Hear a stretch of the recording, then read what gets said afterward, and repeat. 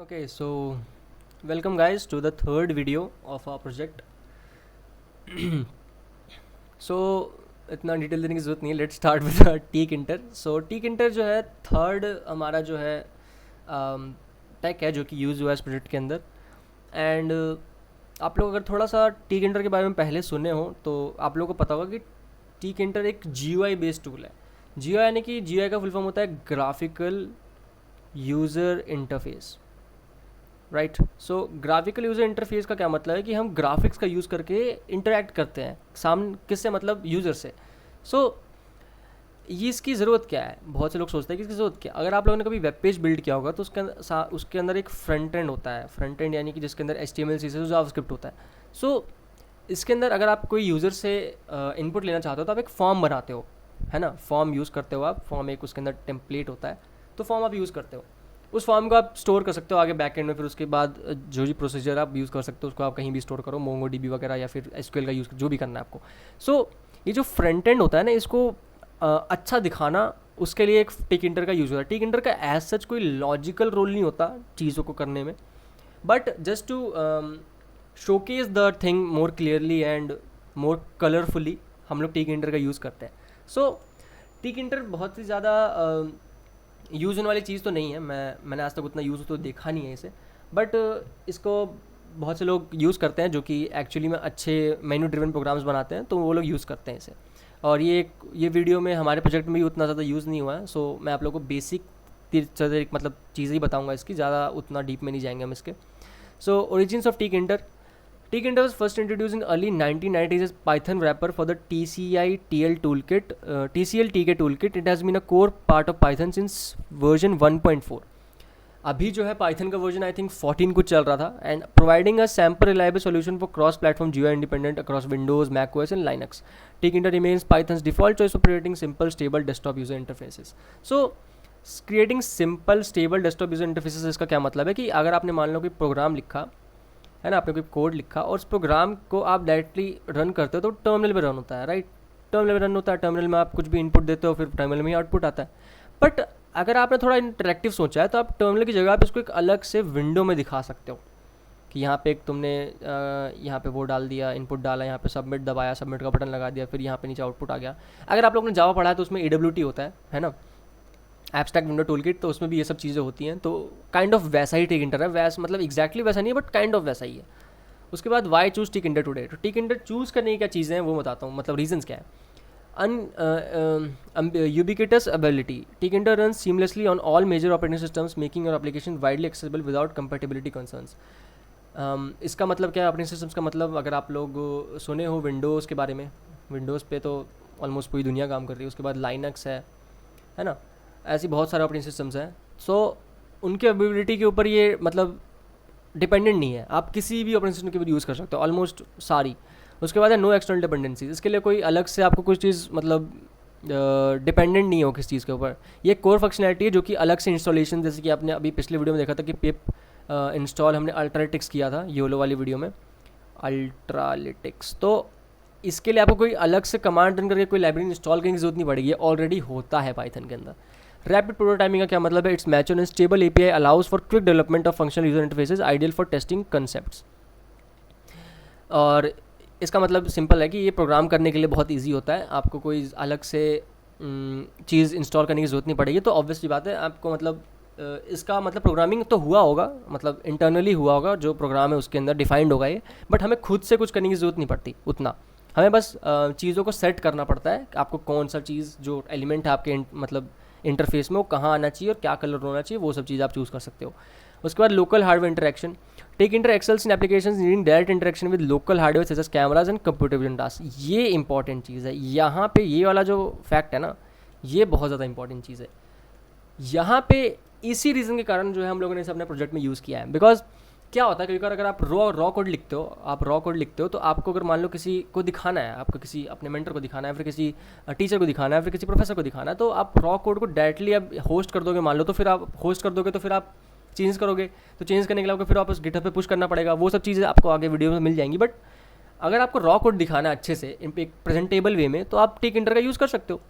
आप एक अच्छा इंटरफेस बनाओ, उसके बाद उसके ऊपर आपको जो भी चीज़ करनी है इंटरेक्शन के साथ वो आप करके दिखा सकते हो। तो हमने भी टिकेंटर का यूज़ इसीलिए किया था बिकॉज हमें लोकली अपने हार्डवेयर के ऊपर जो रॉ कोड है उसको हमें चलता हुआ दिखाना था, तो हमने टिकेंटर का यूज़ किया। आगे बढ़ते हैं। सो कॉम्प्रहेंसिव विजट आर्सेनल का क्या मतलब? Tkinter provides a rich set of widgets for building diverse interfaces. और इसमें विजेट्स का क्या मतलब है, मैं आप लोगों को थोड़ा सा अगर एक्सप्लेन करने की कोशिश करूँ तो आप लोगों ने सुना होगा लेबल, ये एक विजेट होता है जो कि टेक्स्ट डिस्प्ले करता है। उसके बाद है हमारे पास बटन, बटन भी एक क्लिकेबल बटन होता है जो कि आप मतलब क्लिक करते हो, सबमिट वबमिट वगैरह, आपने फॉर्म कहीं भरा होगा तो। उसके बाद एंट्री होता है जो कि सिंगल लाइन टेक्स्ट इनपुट के लिए यूज़ होता है। उसके बाद टेक्स्ट आता है जो कि मल्टी लाइन टेक्स्ट के लिए यूज़ होता है। उसके बाद चेक बॉक्स आता है, ये सब जो लोग वेब डेवलपमेंट कर रहे हैं उनको अच्छे से पता होगा। उसके बाद रेडियो बटन आता है, राइट। तो ये सभी जो है विजिट्स होते हैं जो कि ये दिखाता है, ये अलाउ करता है, आप यूज़ कर सकते हो इनको। उसके बाद बहुत सारे कैनवास हो गया, फ्रेम हो गया, लिस्ट बॉक्स हो गया, बहुत सारी चीज़ें होती हैं। तो ये सारे एलिमेंट्स का आप यूज़ करके अपने प्रोग्राम को और भी ज़्यादा इंटरैक्टिव बना सकते हो। मतलब ये वाला जो लाइब्रेरी है टोटली क्रिएटिव लोगों के लिए, कि आप कितने क्रिएटिव हो सकते हो अपने प्रोग्राम को दिखाने के लिए, कितना मतलब प्रेजेंटेबल दिखा सकते हो। और ये चीज़ इंपॉर्टेंट भी है कहीं ना कहीं, बिकॉज आप जितना प्रेजेंटेबल चीज़ को दिखाओगे उतना ही मतलब अच्छा इंप्रेशन लगता है, अच्छा ही मतलब दिखने में चीज़ें लगती हैं आपको, उतना ही अच्छा ऑर्गेनाइज फील होगा आपका प्रोजेक्ट के लेके। तो आप इस तरीके से भी इसका यूज़ कर सकते हो। और ये बहुत सारे विजिट्स को प्रोवाइड करता है। मतलब अगर आप लोग अच्छे से इसके बारे में पढ़ने जाओगे टिकेंटर के बारे में, तो आपको बहुत सारी चीज़ें पता चलेंगी इसके बारे में कि आप क्या क्या मतलब टोटली क्रिएटिव चीज़ें कर सकते हो इसका यूज़ करके। उसके बाद है फ्लेक्सिबल लेआउट मैनेजर्स, जिसके अंदर पैक, ग्रिड एंड प्लेस आता है। The pack manager organises widgets into blocks before placing them in the parent विजिट, is excellent for simple stack layouts where elements are arranged side by side or top to bottom. अगर आप लोग कोई element को side by side रख रहे हो या फिर आप टॉप टू बॉटम रख रहे हो, जैसे कि ऊपर फिर नीचे फिर उसके नीचे, तो फिर उसको हम पैक बोलते हैं। पैक यानी कि एक लेआउट मैनेजर है जो कि आप यूज़ करते हो। आप डिफाइन कर दोगे पैक, तो वो ऐसे अरेंज कर देगा, या तो लाइन बाय लाइन या तो ऐसे आप टॉप टू डाउन।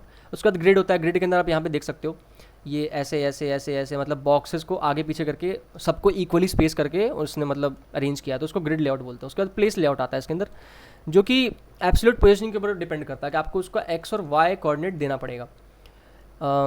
ये स्पेसिफिक कोऑर्डिनेट्स होते हैं, जैसे कि मान लो एक्स और वाई क्या होगा।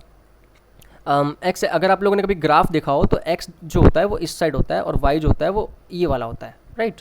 तो ये जो है ये वाली डिस्टेंस हमारी एक्स हो गई और ये वाली डिस्टेंस जो है हमारी वाई हो गई। तो अगर मान लो कोई पॉइंट यहाँ पे है ना, थोड़ा मैं अगर अच्छे से एक्सप्लेन करूँ, ये वाला पॉइंट अगर यहाँ पे है तो ये वाली डिस्टेंस होगी हमारे नीचे तक, ये एक्स हो गई, और ये वाली जो है ये वाई हो गई। तो हमें भी इसमें काइंड ऑफ यही चीज़ पास करनी पड़ती है। मैं एक बार ब्लैक कलर से दिखाता हूँ। देखो ये वाला जो डिस्टेंस है ना टॉप से, इसको हम एक्स बोलते हैं, और ये वाला डिस्टेंस है उसे हम वाई बोलते हैं। और सॉरी मैंने उल्टा बोल दिया, एक मिनट मैंने उल्टा बोल दिया। ये वाई है और ये एक्स है, यप ये एक्स है और ये वाई है। हाँ, तो ये हमको पास करना पड़ेगा, तभी ये वाला जो ऑब्जेक्ट है इसकी पोजिशनिंग हम कर पाएंगे इसका यूज़ करके। तो ये सब चीज़ें हैं जो कि आप लेआउट में यूज़ कर सकते हो। अगर आप लोग नए हो टिकेंटर में तो मैंने बता दिया थोड़ा सा। और उसके बाद Tkinter operates on a event driven programming model, which means it responds to user actions events by executing specific code. अब इवेंट हैंडलिंग क्या होती है?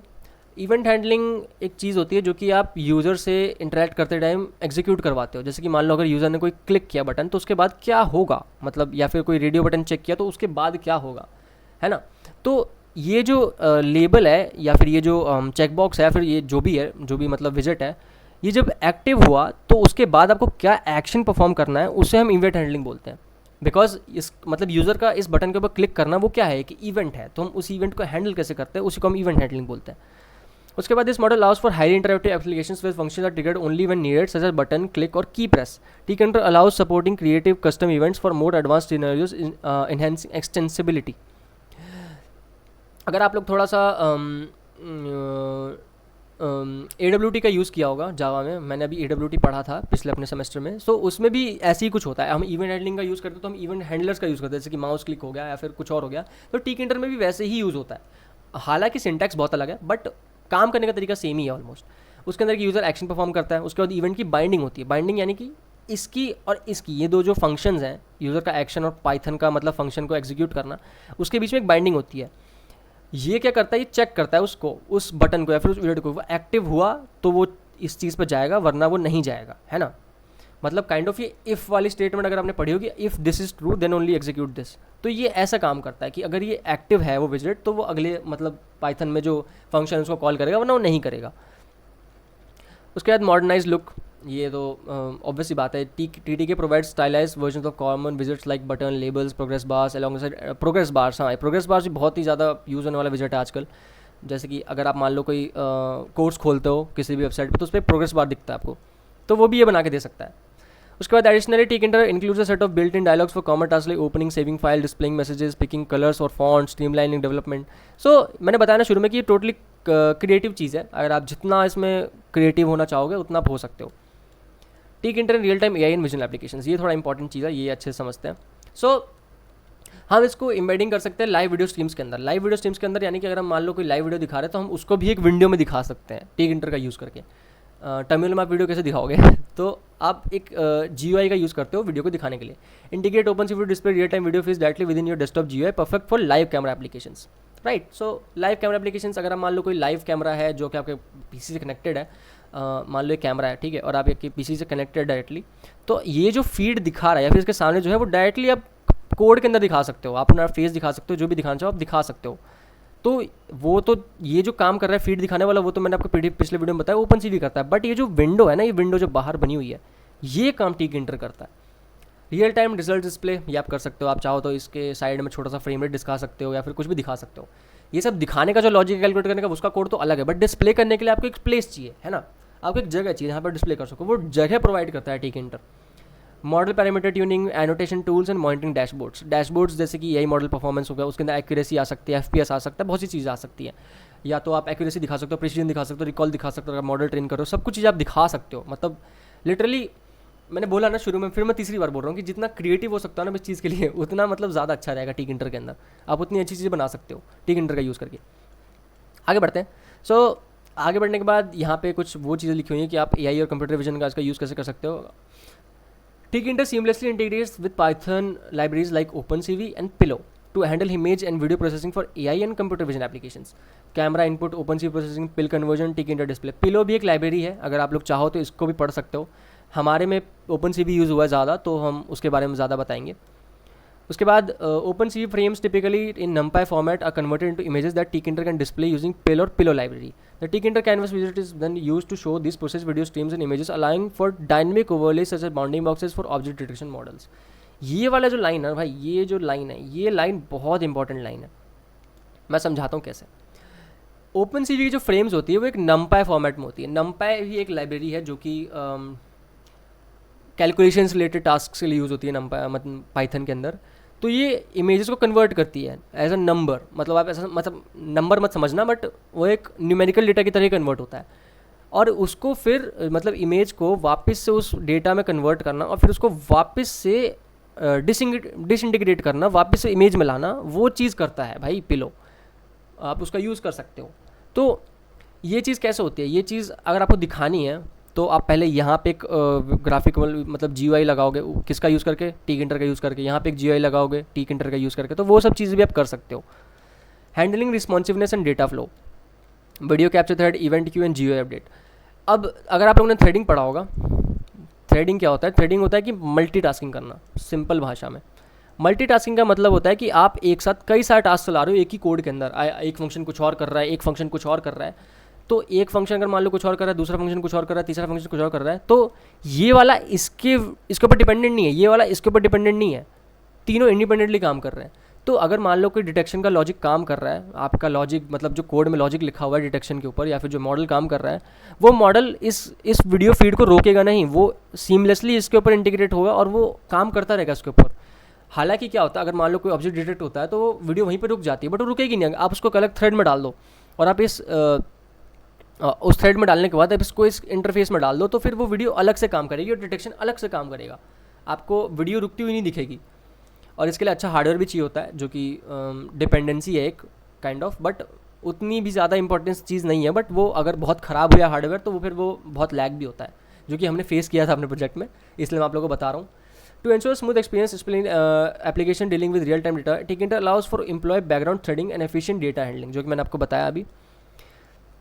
Background threads are crucial for tasks such as video capture, complex inference और lengthy operation that might otherwise freeze the main GUI thread। मैंने बताया ना आप लोग को, अगर आपका GUI जो मेन है, अगर उसके अंदर वीडियो फ्रीज हुई तो फिर अगली डिटेक्शन करने के बाद वो वीडियो आगे जा चुकी होगी। वैसे कि मान लो मैं थोड़ा और ऐसे एक्सप्लेन करता हूँ। अगर मान लो एक वीडियो में कोई ऑब्जेक्ट है जो आप डिलीट करवाना चाह रहे हो, वो आया और वो 3 फ्रेम्स के लिए आया, मान लो 3 फ्रेम्स के लिए, और फिर अगले फ्रेम में 1 फ्रेम के लिए कोई और ऑब्जेक्ट आया। अब मान लो इसने 2 फ्रेम लिए डिटेक्ट करने के लिए चीज़ को, तो 2 फ्रेम के बाद 1 फ्रेम तो स्किप हो गया, राइट। 1 फ्रेम स्किप हुआ, वीडियो चल रही है बट आपको दिखेगी नहीं वीडियो चलते हुए, क्योंकि वहाँ पे कुछ डिटेक्शन हुआ है, इसलिए उसने रोक दिया उसको, मतलब डिटेक्शन के टाइम उसने रोक दिया कि डिटेक्ट क्या हुआ है, तो वो चीज़ नहीं होनी चाहिए। अब ये अगला ऑब्जेक्ट जो आएगा मान लो, तो इसको डिटेक्ट होने में कितना टाइम लगा, मान लो इसको भी डिटेक्ट होने में 2 फ्रेम्स लगे, बट ये अब ये एक्स्ट्रा फ्रेम जो यहाँ पे मिस हुआ है उसका क्या होगा भाई, हो सकता है यहाँ पे कोई और ऑब्जेक्ट आया हो, तो वो डिटेक्ट हुआ नहीं। तो ये चीज़ नहीं होनी चाहिए आपको, मतलब जितना स्मूथली एक्सपीरियंस हो उतना, मतलब स्मूथली एक्सपीरियंस करने के लिए हम थ्रेडिंग का यूज़ करते हैं कि भाई ये चीज़ अलग हो, ये चीज़ अलग हो, ये डिपेंडेंट ना हो एक दूसरे पे। सो दैट्स ऑल। उसके बाद है these thread communications via GUI via thread safe event queues, ensuring that updates to the user interface occur smoothly without disrupting responsiveness. Additional efficient file IO operations, input output जो कि होता है file में, file handling का use करके, ये तो बहुत बेसिक चीज़ है, 11-12 पढ़ाते हैं। उसके बाद Python built in OS and temp file, OS यानी कि ऑपरेटिंग सिस्टम का यूज़ करके जो भी हमें फाइल्स को डिलीट करना या फिर फाइल्स को अपडेट करना, फाइल्स को नई फाइल्स को बनाना, ये सब चीज़ें भी हम कर सकते हैं फाइल हैंडलिंग का यूज़ करके। उसके बाद टेम्प फाइल जो कि टेम्परेरी फाइल्स बनाती है, डिलीट कर सकती है और अपडेट भी कर सकती है। Allow for streaming images data without the need of full disk writes. Full disk writes का यहाँ पे क्या मतलब है, देखो मेमोरी के अंदर ना एक स्टैंडर्ड मेमोरी होती है, एक रैम होता है। अगर आप लोगों ने कभी PC वीसी लिया हो तो आप देखोगे कि रैम होता है, उसके बाद एक SSD होती है, या फिर एक आजकल तो NVMe आती है, मोस्टली NVMe SSDs आती हैं, और हार्ड डिस्क भी होंगी बहुत लोगों पे, मेरे पे दोनों है। सो ये SDD SSD ये सब क्या होता है, ये सारे प्राइमरी स्टोरेजेस होते हैं, तो हमको डायरेक्टली इसमें राइट करने की जरूरत नहीं पड़ती। हम टेम्प फाइल में भी राइट कर सकते हैं कोड के अंदर ही, हालांकि वो कोड थोड़ी ज़्यादा स्पेस लेगा, तो वो रैम के अंदर स्टोर होगा, बट वो फिर जैसे ही काम होगा वो डिलीट भी हो जाएगी। तो ये चीज़ भी वो कर सकता है टीक इंटर का यूज़ करके। टीक इंटर इंटरफेस आपको दे देगा, फिर आप वो चीज़ कर सकते हो आराम से। आप फाइल में जो भी राइट करोगे होगा, वो नहीं होगा, वो टोटली आपके ऊपर, आप जैसा प्रोग्राम लिखोगे उस हिसाब से। उसके बाद अगर मैं थोड़ा सा आप लोगों को एक चीज़ बता दूं कि टिक इंटर इंपोर्ट कैसे होता है, तो उसका एक सिंटैक्स बताता हूँ थोड़ा सा, ताकि थोड़ा बेसिकली आपको पता चल जाए। हम लोग लिखते हैं इंपोर्ट टिक इंटर STK, उसके बाद हम उसको यूज़ कर सकते हैं। अगर आप लोग चाहो तो इसके मॉड्यूल्स बहुत सारे पड़े हुए हैं यूट्यूब पर, अच्छे से सीख सकते हो टिक इंटर को, और इसके अलग अलग ट्यूटोरियल्स भी हैं बहुत सारे, 1.5 घंटे के। हमारे बस प्रोजेक्ट में इतना है कि हमने जो जो चीज़ें यूज़ की हैं और कैसे यूज़ हुई है हमारे प्रोजेक्ट में, हमें वो बताना है। तो हम कोई टीचर नहीं है, हम बस एक्सप्लेन कर रहे हैं चीज़ों को। सो आई थिंक इतना ही काफ़ी रहेगा यहाँ तक, right. So thank you so much for watching, and अगर आप लोगों को वीडियो पसंद आई हो तो भाई वीडियो को लाइक कर दो, चैनल पर नहीं तो चैनल को सब्सक्राइब भी कर देना। एंड अगर आप लोग को वीडियो में कोई डाउट हो तो आप पूछ सकते हो ज़रूर, मेरे को पता होगा तो मैं ज़रूर बताऊँगा। एंड अगर कोई वीडियो में गलती है तो आप वो भी बता सकते हो कमेंट सेक्शन में, ठीक है। We are totally open to improvement, so कोई दिक्कत नहीं, आप वो भी बता सकते हो। So thank you so much for watching, मैं मिलता हूँ आप लोग को फिर अगले वीडियो में, या फिर जो भी वीडियो डालेगा हमारे टीम में से। आई थिंक अब कोई दूसरा बंदा ही डालेगा टीम में से video. So that's all, bye.